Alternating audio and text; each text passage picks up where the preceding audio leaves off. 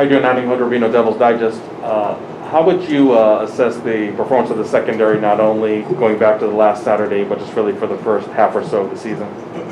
Well, I would have to say, before last week, I would say we were probably about 85%. We still have some mental errors that we have to eliminate.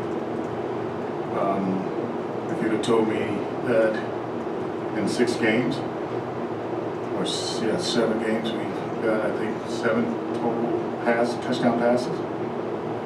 And when you really look at it, most of them are in the red zone. You know,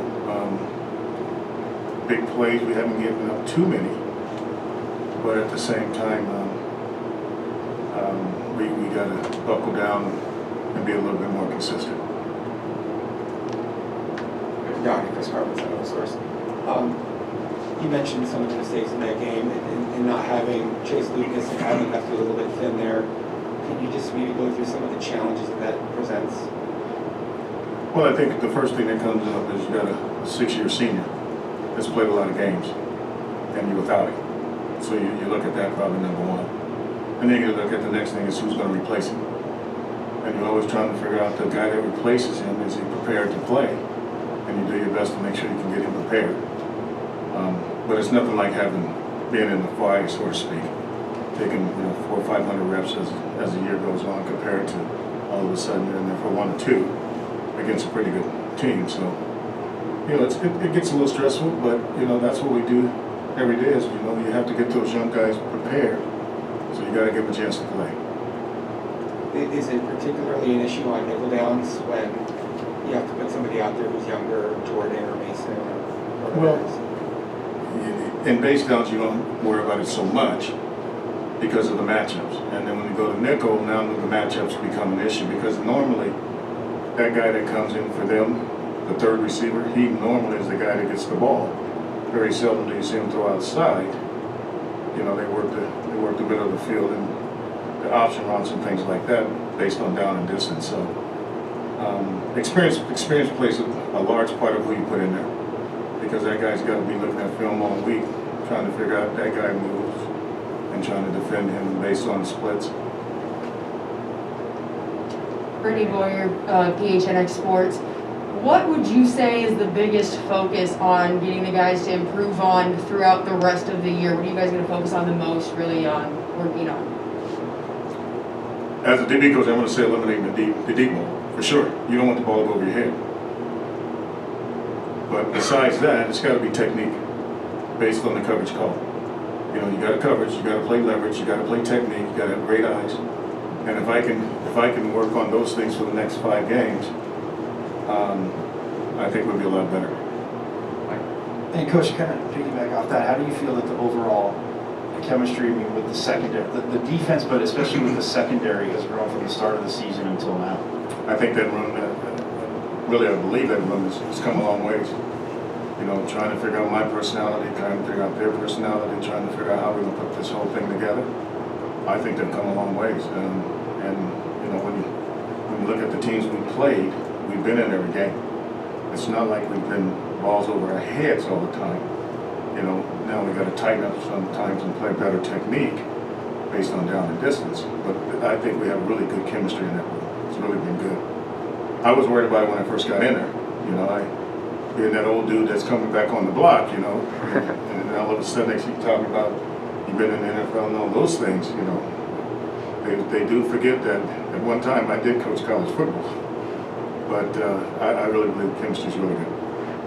So Donnie, during the bye week, do you like to concentrate more on development, or is it really just trying to fix?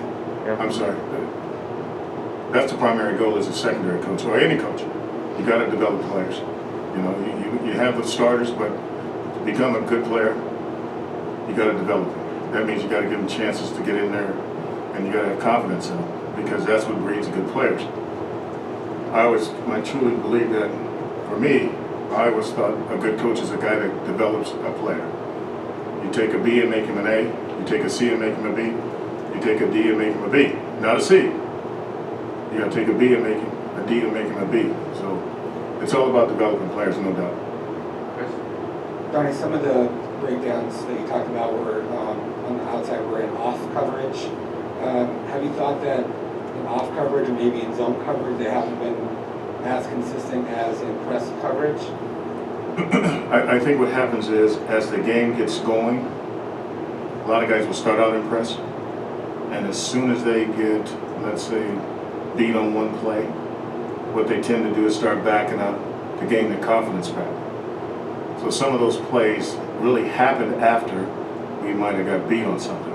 And if you look at, you watch the pros and you watch us, you watch college football, you'll really find out that unless you're that 6'2", 6'3" corner, and that's all you do and you're not worried about anybody, you're going to stay in press. But the minute they beat you, you have to regain your focus. So what do you start to do? Tendency is to back up. So you try to let them get through that round, or that particular down, and then you got to get them back up. And we are a press team. And let's make no bones about it. Now there's times where, we get beat on something or give up something, and the first thing they do, they want to back up. Then you got to get them back, refocus, and get back up there. Anybody else? Yeah, and with third downs in particular, sometimes guys are getting a little bit too much cushion. Is that just situational? I understand. Well, again, that's being competitive. Let's be honest. You got to dig deep when it's 3rd and 5, and you got to tighten up. Problem is they don't think about that. What they think about it is 3rd and 5, and they're at 7. They're at 3rd and 5, and they're at 10. They're the young kids nowadays. The first thing they do is back up because they don't want to give up the big play. So now you got to give them the challenge of the underneath routes, and when they get confidence, they'll start challenging a little bit more. It's my job to make sure they know the routes that we see week to week, and make sure they understand what combination compared to individuals, where the ball is going based on the back and things like that. So I got to do a better job that way, making sure they understand what the routes are, concepts wise. Coach, I know the last time we spoke to you, you talked about the safeties being an area of concern, and without him on Saturday, how do you think that other guys perform in that category? Well, the next guy that came up was the twin, and I thought he performed well for first time. Well, not the first time, couple. He's been in there before, but to be a starter and to go out there doing kickoff and have to play the whole game, I thought he did well. He communicates. When you're unsure, sometimes you don't communicate well, and that's most positions. And he's pretty much developed a confidence within himself that he's. The biggest thing he did in the game was to go up there and challenge the receivers. I don't know if you noticed that. He went up there and challenged the tight ends, and it was a lot easier. Now there was times he was in the middle of the field. You remember when he got the interception right before half? I mean, that was a heck of a play. Stayed deep. Not only, and I have a theory that when you're playing man-to-man and the ball's vertical, usually the first guy that gets off the ground goes to get the ball because he sees it. If you go back and look, that receiver got off the ground first. He went over top of the receiver and took it away. So that was, when I saw that, I was like, ooh, that's athletic. So I'm proud of him, number one. Like I also told him, number two, if he's going to be in this position, it's time to pick up his game too. He's got to build more confidence, and he's got to say to himself, hey, I'm the starter now. I'm the starter. When Evan comes back, we'll deal with it then. But for right now, this is my turf. What else? Donnie, the teams like Utah or maybe UCLA that can get their tight ends lined up anywhere, the challenges of whether you're going to be base or nickel or personnel and pass off the run, can you just maybe illuminate us on that? Well, that's interesting you said it, because I'm doing a study right now on 2 tight ends, and they present a problem all across the country. I mean, if you got NFL too, if you got 2 tight ends that you can move around and you can develop mismatch as far as athleticism and size, you're hoping for that pass rush to come along, to be honest with you. And we're going to see more of it because people have seen that one way to get us to open ourselves up is to come with 2 tight ends. So it's a good question because, like I said, I'm doing a study on it right now.